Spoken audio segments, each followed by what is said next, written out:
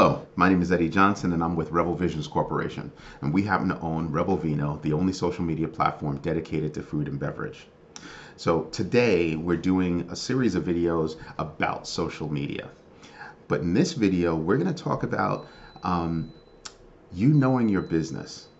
And it sounds funny, you might think that you actually know your business and what you're doing and how you're doing it and all that good stuff. But it doesn't hurt to take a step back and start to really understand what your business does, who you do it for, why you do it, and what your messaging should be, what your branding should be, all the way down to colors and the messaging, everything that creates your brand that you're presenting to the public. So today, let's start to think about, well, I have a logo, I have a website, I have a message. Is it the right message, or is it time for you to kind of adjust what that message is as you move forward? You'll notice that a lot of companies during the pandemic had to pivot from what their business was to what it is now. So a lot of restaurants had to pivot from being a sit-down restaurant to rethinking that space and saying, you know what, we can still make a little bit of money, doing takeout. So they revamped that takeout piece.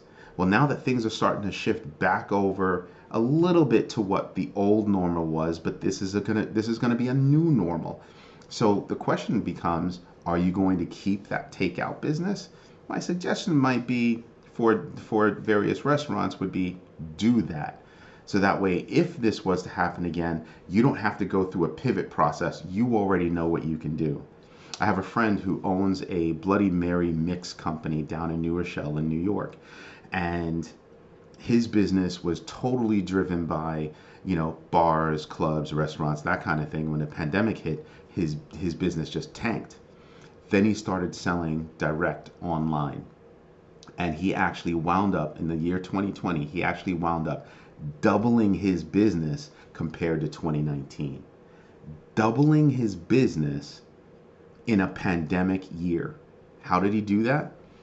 He understood who his actual customers are and said, I normally go to restaurants, and I'm sure when the pandemic is over, I'll go back to going to restaurants. However, right now, I have a greater opportunity and necessity, to actually market directly to those customers.